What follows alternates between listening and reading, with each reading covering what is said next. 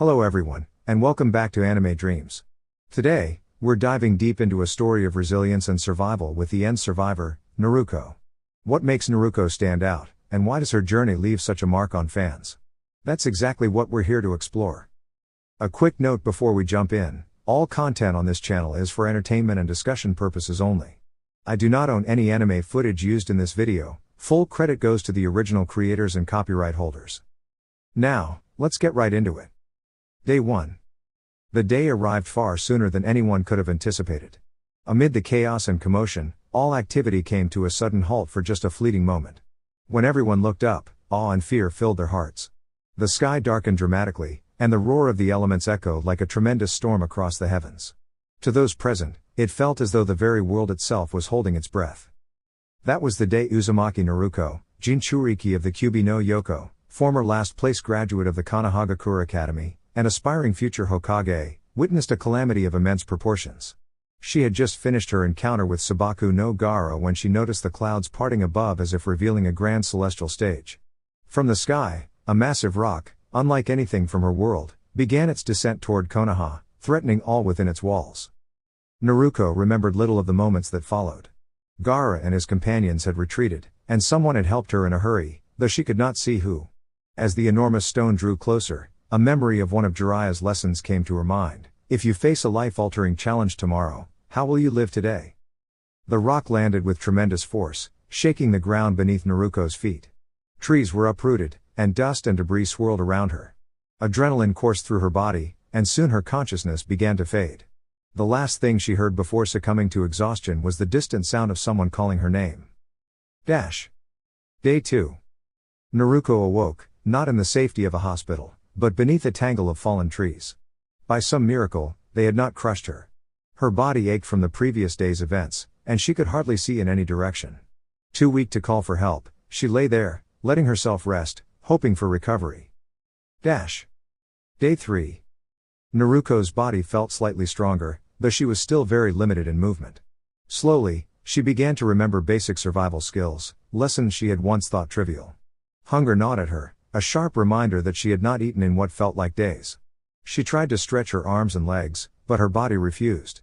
With a resigned sigh, she allowed herself to rest once more. Day 4. By the fourth day, Naruko could move a little more. She managed to reach one of her recovery supplements, which she disliked but which helped her regain strength. The cold, dusty air swirled around her tiny shelter, and as she lay there, she wondered about her friends, Kakashi, Sakura, and even Sasuke. Were they safe? Had they seen the enormous rock fall as she had? Day 5. Naruko faced new challenges. She was thirsty, and her body needed attention she could not immediately provide. She could only endure, feeling the wind and dust against her face. At times, she worried about survival in ways she had never considered before, though she resolved to keep her dignity and hope intact. That night, a new sound reached her ears, the patter of rain. Raindrops fell gently on her shelter, cooling her skin and quenching her thirst. Naruko's eyes lit up with relief. She drank the water gratefully, marveling at the simple gift of nature. Day 6. Naruko awoke to find that some of her previous concerns had resolved themselves naturally. She remained cautious, however, as she had learned the importance of self-care and patience in these trying circumstances. Day 7. Hunger continued to test her, though her strength was slowly returning. She tried to stretch and shift her position to ease her discomfort. Even the smallest movements brought relief and reminded her of the progress she had made. Despite everything, she maintained hope, knowing that persistence and clever thinking could overcome even the most difficult obstacles. Day 8. Naruko awoke to the gentle sound of rainfall. Grateful for the abundance of water, she tried to adjust her position to drink and collect the rain safely. But as she moved, she noticed the rain interacting with the ground in unusual ways, giving her pause. Her alertness returned fully, even small details mattered in her environment. Another drop fell. This time it landed on her bright orange jacket. Naruko shivered as she watched the rain soak her clothing. Frantically, she tried to move to a spot that offered more shelter. The droplets continued to fall, hitting the ground around her and washing away the dust beneath them. Closing her eyes, Naruko silently hoped that the rainfall would end soon. By the 9th day, the rain had stopped by midday. Naruko breathed a sigh of relief that she had kept herself dry and reasonably comfortable. However, the tree cover that had been her temporary shelter had weakened. She could see a little of the outside world, but there was still no sunlight, only dust-filled air. Her stomach rumbled, she was hungry. By the 10th day, Naruko admitted to herself that she was extremely hungry. She hadn't eaten in 10 days, and even her body's basic recovery was draining her energy. Reluctantly, she nibbled on a few crickets that had wandered nearby, another secret she vowed never to share. She even carefully avoided the ants crawling around her. Between finding food, testing water, and slowly regaining her strength, Naruko lost track of the days. However, she was finally able to move her arms and legs. She tested her body by sitting up, feeling soreness but also relief. Finally. I hope I don't see another insect for a while. She muttered. I'll have to be careful around Shino too, she added, remembering her classmates. She arranged herself comfortably, crossing her legs. Okay. Now, what should I do? I have no idea what's happening outside or where everyone else might be. Kakashi-sensei would probably tell me to make a plan. Well, I can do that. I hope, Naruko thought.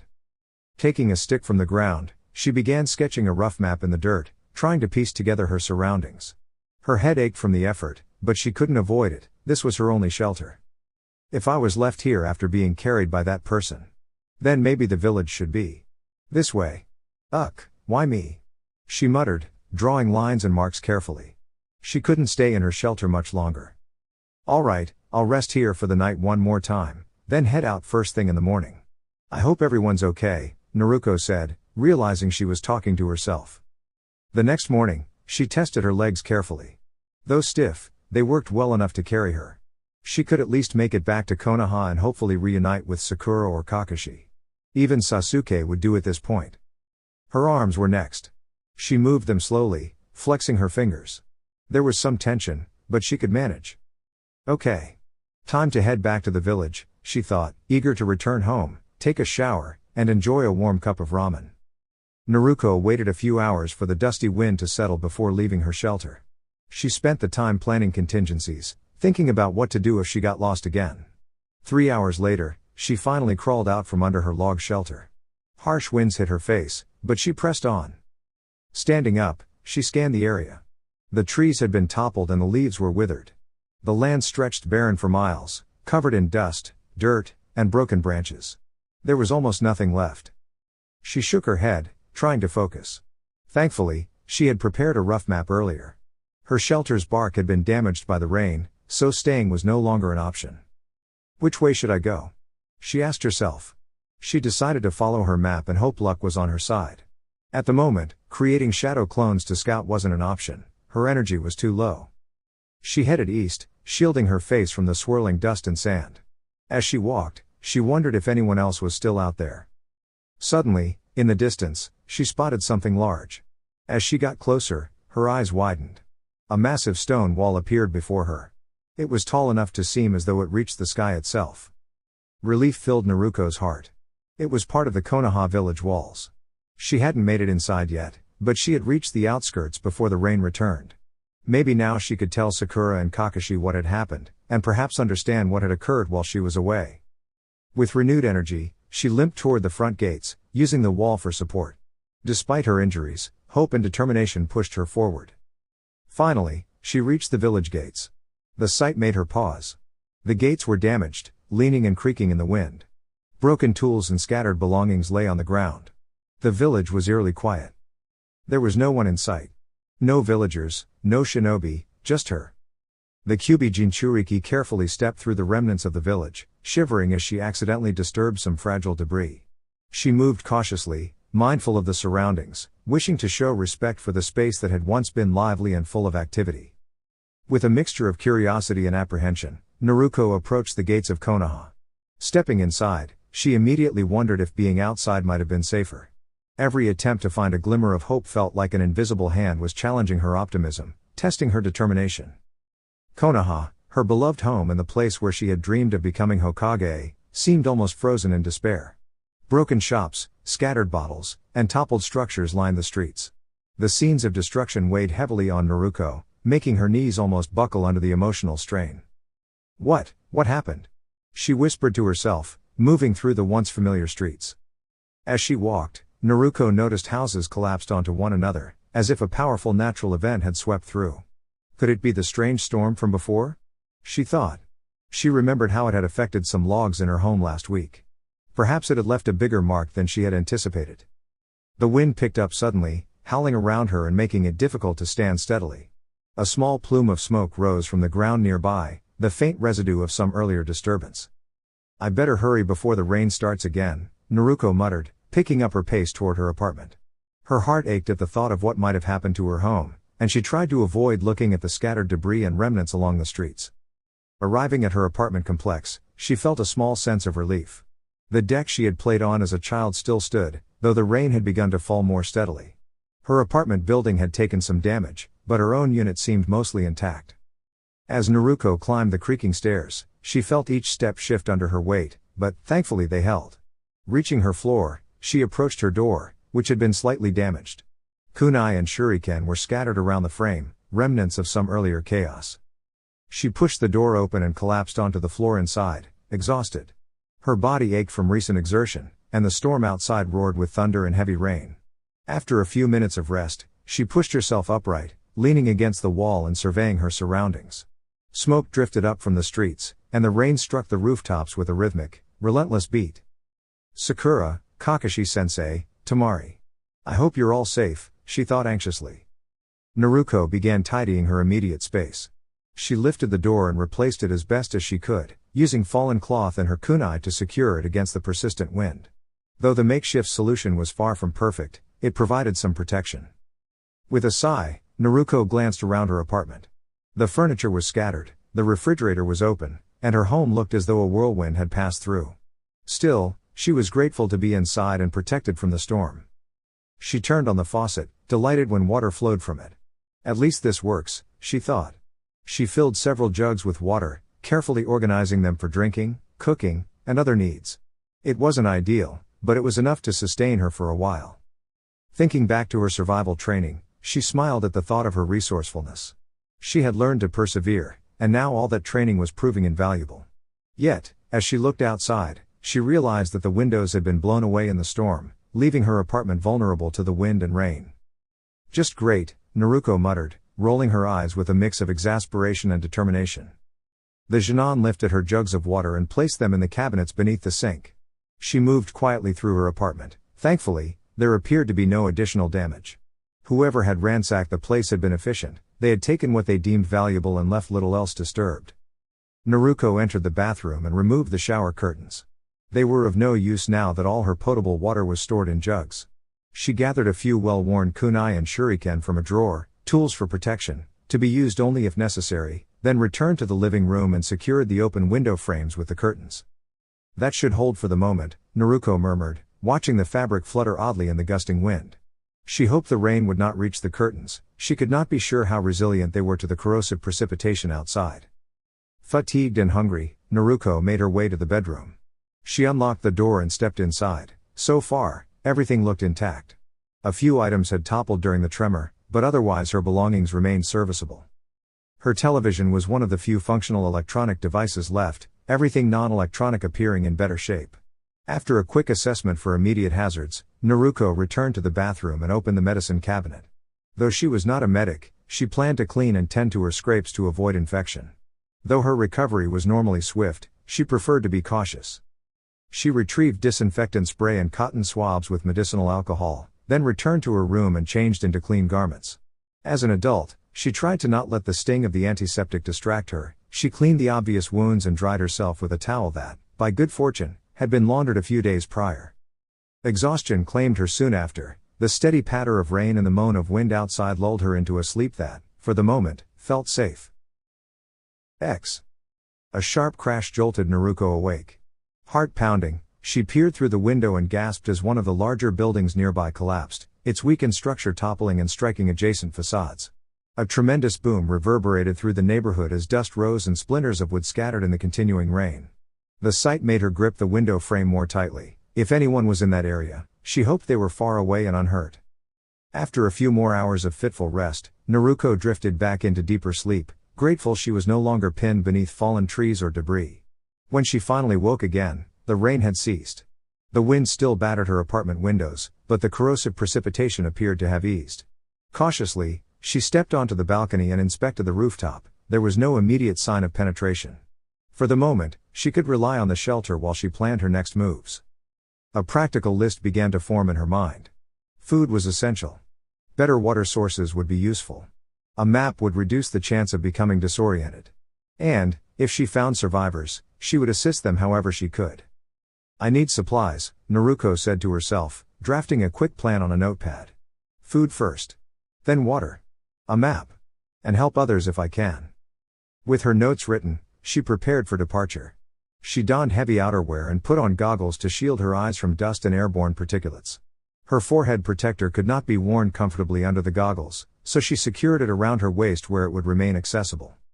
She packed 3 backpacks, a load she had carried before and trusted she could manage again, with hope that a convenience store or similar shop would still have packaged, safe food. She also stowed basic defensive implements and tools, utility knives, signal flares, and compact protective items intended to deter or avoid confrontations, not to cause harm. Her aim was prudence and protection, not aggression. All right. Time to begin, she said, steeling herself. Naruko removed the curtains from the windows and stepped out onto the roof. The wind and dust struck her face, but the goggles shielded her eyes. She leapt to the adjacent rooftop and surveyed the desolate landscape that had been her home. Where once there had been bustling streets and familiar sights, now lay a quiet expanse of disrupted buildings and strewn debris. Drawing on steady breath and focus training, Naruko began her methodical search for provisions and anyone in need. She moved with purpose, adopting careful routes, checking collapsed structures from a safe distance, and avoiding unstable areas. Her plan was practical and compassionate: secure necessities, locate cleaner water, and offer aid to neighbors if they required assistance. Though the day ahead would be challenging, she felt poised and clear-headed. Each step she took was measured, each decision was guided by a desire to keep herself and others safe. The search had begun. Naruko groaned as the fierce winds pushed back against her. The storms had grown more intense since she had fallen asleep. She constantly wiped her goggles free of the dust and debris clinging to them. When she looked up at the sky, neither the sun nor the moon was visible. All around her, the clouds churned with streaks of lightning, and the landscape below was rugged and barren. Today's mission for the Kyubi Jinchuriki was simple. Find food. Locate a map. Help anyone in need. She prayed she would stay on track. Naruko hoped she wasn't the only one navigating through the scattered remains of her village. Each snap of debris under her feet made her throat dry. She couldn't be certain if anyone she encountered would be a friend or stranger, so she moved carefully. Naruko didn't venture far from her home. If the storm worsened, she could at least take shelter. She spotted a few standing buildings near her apartment complex and decided to investigate. With any luck, they wouldn't collapse. Through the swirling dust, Naruko grasped a door handle and twisted it. Locked, she muttered. Deciding to try her luck, she knocked and called out, "Hello? Anyone in there?" There was no answer. She scanned the street, no one was coming or going. With a determined sigh, she used a kunai to gently pry the doorknob free. The wind burst the door open, and Naruko stepped inside. The door creaked ominously as it swung shut behind her. She grabbed a nearby coat rack and wedged it against the door to keep the wind out, then turned her attention to the interior. The house was in disarray. Furniture was overturned, picture frames lay scattered, and decorations were strewn across the floor. Curtains fluttered between rooms. Naruko wondered if the chaos was caused by the storm or prior events. Either way, she had to focus on her mission. Near the entrance, she placed 2 backpacks and headed for the kitchen. She bypassed the refrigerator, opting for items that could last without refrigeration. She opened the cabinets. Yes, Naruko exclaimed. The cabinets were stocked with canned food. While not the most appealing, it was better than nothing. She packed the cans into a backpack. Her apartment wasn't far, she could return and unload her finds, then venture out again. For the next hour, Naruko moved back and forth, collecting supplies, canned food, water, bread, snacks, towels, and clothing wherever she could find them. She even gathered utensils and cleaning supplies. She knew that being prepared required taking everything useful she could carry. Next, she explored a nearby store. It offered packaged meals, more water, and other essentials. Most importantly, she found a map of Konoha, which she carefully tore from the wall to mark the areas she had visited. When she stepped outside, the wind had intensified. Gusts whipped around her, scattering debris. A strong push knocked her backward, and she tumbled to the ground. Ugh! What's going on with the weather today? Naruko exclaimed internally. Eventually, she returned to her apartment. She secured the curtains and leaned against the wall, exhausted. Made it, she whispered. She then set about sorting her gathered supplies. Soap, shampoo, and towels went to the bathroom. Clothes were organized in her bedroom. Food and utensils were carefully stored. She even examined some unfamiliar items, noting them for later use. Night came, calm and free of rain. Naruko filled her stomach with snacks, washed up, and finally climbed into bed. The following morning, she had a modest breakfast while reviewing her map. The day's goal wasn't just gathering supplies, she wanted to find anyone else who might still be around. Best way to cover more ground, shadow clones, Naruko said with determination. She attempted the technique, but instead of creating clones, she was met with an intense, overwhelming sensation that forced her to stop. Her body felt strange, as if every fiber of her being was aflame. When the sensation faded, she realized she couldn't perform jutsu for a while. Disheartened but undeterred, Naruko dressed and left her apartment, relying on her own skills to navigate the streets. She upgraded her footwear for comfort, knowing the rough terrain would be difficult with sandals. As she explored, Naruko clung to hope. The streets were littered with remnants of buildings, but she pressed onward. Each step reminded her of the village she had known, yet she refused to dwell on what was lost. She reached a familiar street leading to Ichiraku Ramen. The closer she got, the more debris and destruction she observed. Clothes, dust, and remnants of life littered the ground. Her heart sank, but she forced herself to keep moving. Finally, she arrived at the site of Ichiraku Ramen. The restaurant was no longer standing, replaced by a pile of broken wood and rubble. She could still make out the faded sign, almost as if the world itself was erasing the memories she cherished. Naruko set to work clearing debris, moving pieces of wood and rubble with all her strength. Her muscles ached, and her breath grew short beneath the protective mask shielding her from the harsh winds. She persisted, determined to rebuild, explore, and continue her mission. She worked tirelessly, driven by hope and resilience. There were no signs that Tucci or Ayame were around. Naruko worked tirelessly, her fingers aching from handling the sharp wood fragments. All she encountered was a ground covered in sand and debris. The young Jinan clenched her fists, and tears threatened to spill from her eyes as she sank to her knees. Ayame Nichan, Tucci Oji-chan. Naruko thought, feeling the weight of the empty space around her. After collecting herself, Naruko resolved to move forward. She grabbed a pencil and marked an X on the map. Suddenly, a faint cracking sound echoed nearby. She turned toward it, and it seemed to come from inside one of the sturdier buildings. "Hello?" Naruko called cautiously. No reply came. Though worried, Naruko approached the building, which appeared to be a small family-owned restaurant. The windows were shattered, and the door had fallen open. With careful steps, she drew a kunai from her leg pouch. Her feet crunched on broken glass as she stepped over the fallen door. Inside, the room was in disarray. Tables were overturned, and cloth was scattered across the floor. Some of it was stained, and she noticed a few people leaning or sitting quietly as if exhausted. Naruko quickly looked away, trying not to panic. "Hello?" She called again, her voice steadier this time. Silence answered her. Perhaps it was the isolation getting to her. Determined, Naruko followed a faint trail across the room. She passed through the kitchen and noticed the path continued up a staircase, likely leading to the family's living quarters. Carefully, she climbed the stairs, gripping her kunai tightly. Her heart pounded, and sweat beaded her brow. What if someone was in trouble? She steadied her breathing and moved forward. The trail led into one of the bedrooms. As Naruko entered, her eyes widened.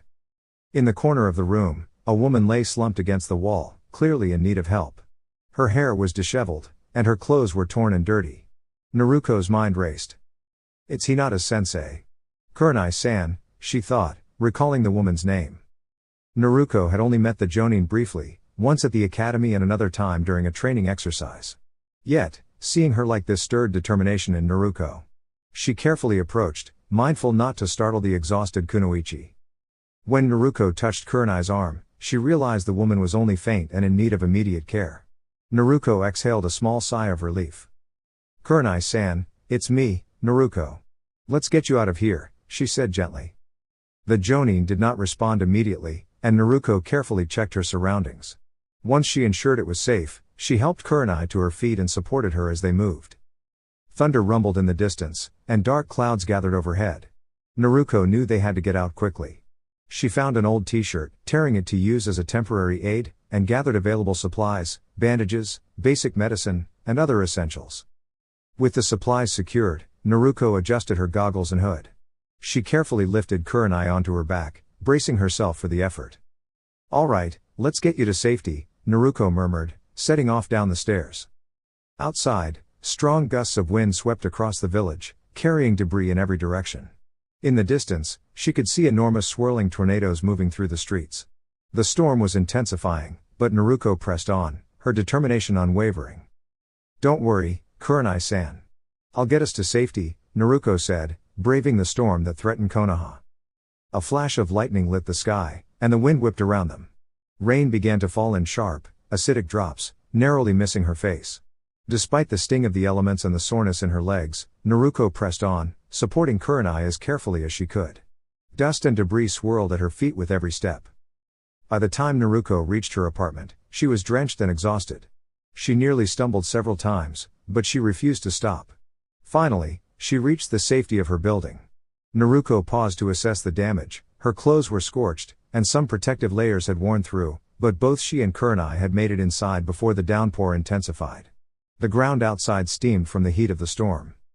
"All right, almost there," Naruko encouraged herself, lifting Kurenai with care as they climbed the creaking stairs. The metal groaned under their weight, reminding Naruko that she might need a safer route in the future. With determination, she got Kurenai inside and set her gently on the bed. Naruko took a deep breath, steadying herself. She examined Kurenai for injuries, mindful to treat her with the utmost respect and care. Carefully, Naruko removed Kurenai's shoes and adjusted her clothing so she could tend to her comfortably. She used cool water to clean Kurenai's face and wiped her gently to make her more comfortable. Naruko worked meticulously, applying medicine and tending to scrapes and scratches. Though Naruko had little experience with medicine, she relied on her instincts and knowledge from books. She gave Kurenai liquid medicine to help ease her fever and made sure she had something to eat, feeding her small bites of bread to ensure her energy returned.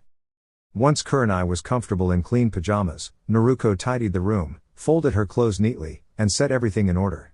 She then attended to herself, eating a quick meal and planning the next steps. The storm outside raged on, but inside the apartment, there was warmth, care, and safety. Naruko checked her map, noting where she had found Kurenai and considering other places in the village. The challenges of the storm made her reflect on the needs of the villagers and the importance of planning ahead. Exhausted but determined, Naruko opened an old journal she had found and began writing. Naruko's log, Day 1. Dear YouTube family. This is all for now. Please like, share, and subscribe to my channel to stay updated on more content. Your support means the world and keeps the dream alive. Thank you. Regards. Anime Dreams.